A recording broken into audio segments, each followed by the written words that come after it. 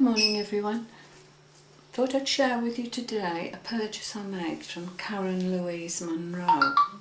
Now Karen has got a challenge running at the moment and I did do a VR for her, and it's an easy challenge just to comment on 4 items in her Etsy shop. You haven't got to send anything, and she's a lovely person and I was really impressed with her journals when I looked on her Etsy shop. Now I've unpacked this one deliberately because I've got this affinity with Native American Indians and I don't know why, and I'm just fascinated by the philosophy, everything about Native American culture. And when I saw this book on her channel, and the price of it especially, I just had to send for it. I've deliberately opened it up because, and I knew I'd be emotional, I get very emotional when I see anything to do with this particular subject. Now, someone once told me, and I never mentioned anything about this to them, they knew nothing at all about me. Someone once told me that in a former life I was a Navajo Indian squaw. No, I don't know. Some believe that, some don't. You know, you take it with a pinch of salt, or you know, it's entirely up to you. But possibly it could explain why I do get terribly emotional about this particular subject. Could be one reason why I've got good teeth, because apparently squaws used to soften when they made moccasins, they used to soften the leather by chewing on the leather. So could be one reason. Anyway, I just thought I'd explain that to you. And I've got some additions I can put into this book. Not that it needs any, but you'll see for yourself. Let's go away. So the book itself is it's a suede type fabric, much like the buckskin. She's really thought this out well. Like the buckskin clothing and that they used to make items out of. Even this, it's beautiful. It's like a very fine chamois. Beads.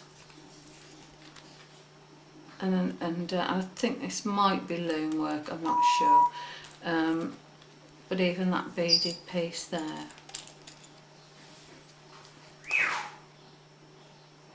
Indian headdress there on the closure, and it just wraps around.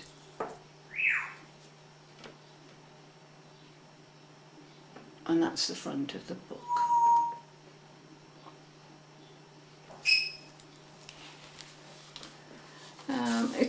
It's quite a big book.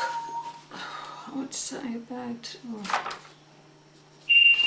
10 by 6, might be 11 by 6. It's a big book and lots in it. The images I love, absolutely love.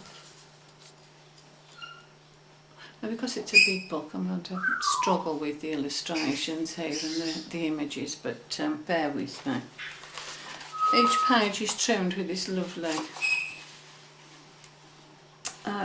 it's like a ribbon trim.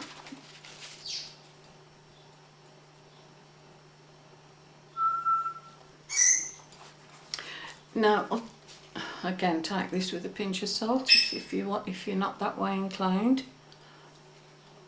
But I was walking by a river one day, by myself, quiet. And I saw this image I saw this Indian, not this particular one, but I saw a brave on horseback, this image on the opposite side of the river bank looking at me. Make of that what you will. But that image stays with me. I often go to the same place to see if I can see him, if I'm by myself, and occasionally he pops up, he's there.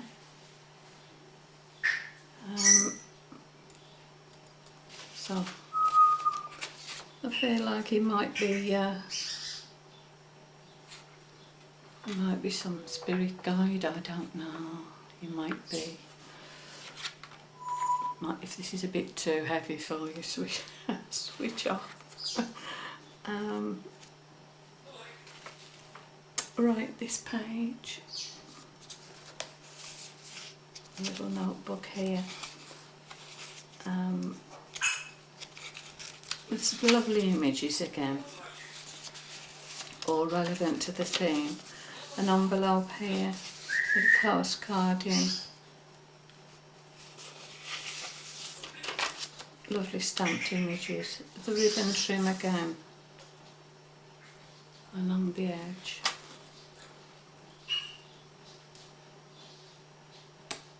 A fantastic image there.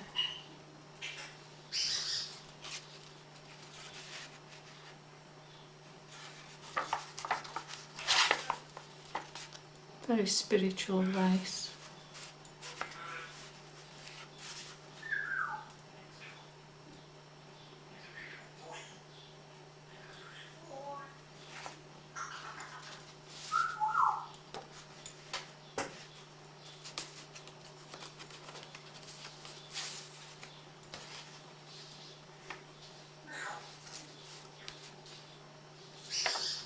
I don't know where she sourced her pictures from, but they really are lovely. And they depict the culture very well. You know, the beaded trim there. Lovely. And the buffalo. Tag there. And these tags and envelopes, they're embellished with this lovely suede trim throughout, really. See that picture there, it's lovely.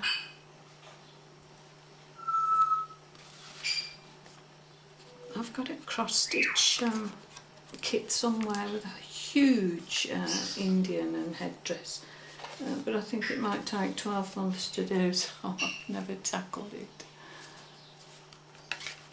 It's nice because it's all cut out in fabric.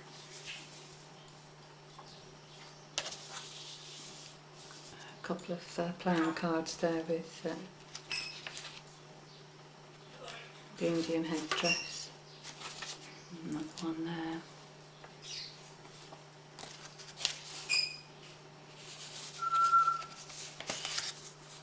That's a music paper with Eliza Jane on. And a little bit of text there. Everything on earth is borrowed. There is no mine or yours, there is only ours. Even time is borrowed. We kill over a plot of land that belongs only to our Mother Earth. All you have is what you come with, and what you will leave with, your spirit. And that's a North American proverb. Again, a beaded trim and suede buckskin feather image. An eagle.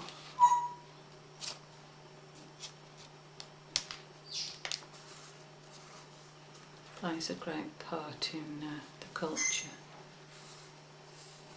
Wise spirit. and a reward poster there of for cow cheese, $100.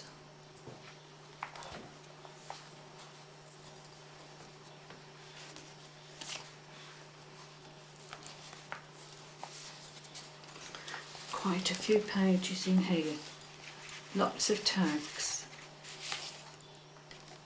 lots of illustrations, all relevant to the theme, of course. A lovely piece of beadwork there, and I appreciate that because, you know, I like beadwork. Perhaps that's why I like beadwork. It's all part and parcel of their culture.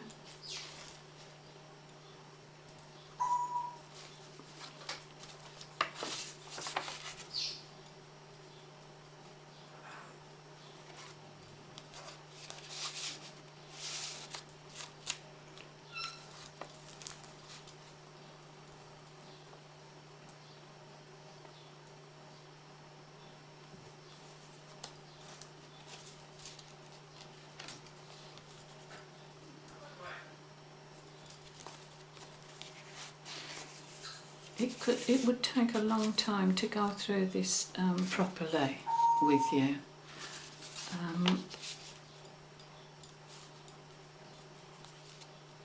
But I just love it. I keep looking at it and going back and looking at it again.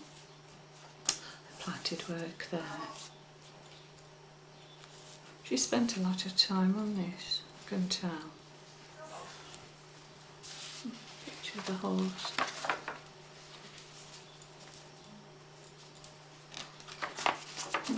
All tea-dyed papers.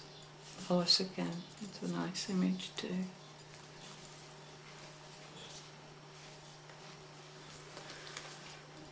And another tag.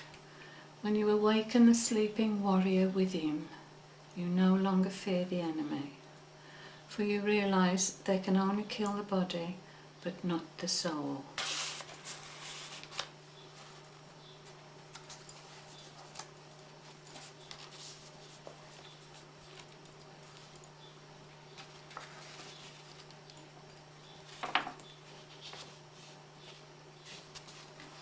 All of that, she's done these belly bands with the plaited work and the ribbon.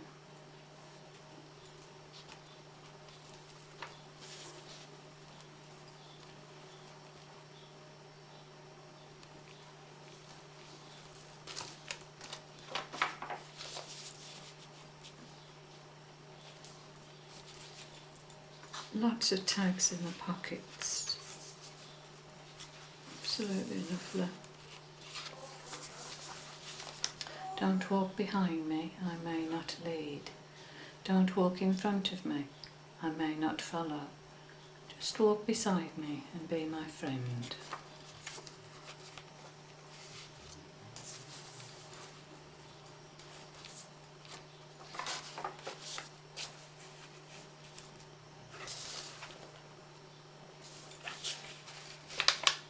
Beautiful.